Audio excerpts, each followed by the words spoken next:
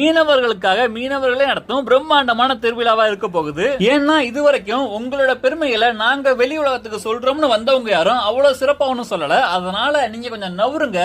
அவங்க விஷயத்த அவங்க சொன்னாதான் கரெக்டா இருக்கும். அதனால எங்களோட பெருமைகளை சொல்ல நாங்களே வந்துட்டோம். இந்த தடவை சும்மாலாம் இல்ல, காதுல இறங்குற மாதிரி அழுத்தி தான் சொல்ல போறோம். ஏன்னா இதுவரைக்கும் நான் பார்த்ததுல ஒரு பக்கம் விசர்மன்னா ரொம்ப கஷ்டப்படுவாங்கன்னு சோகமாவும், இன்னொரு பக்கம் அவங்க ரொம்ப கரண்ட் முட்டானவங்க சும்மா சண்டைக்கு வருவாங்கன்னு தப்பாவும் தான் காட்டியிருக்காங்க.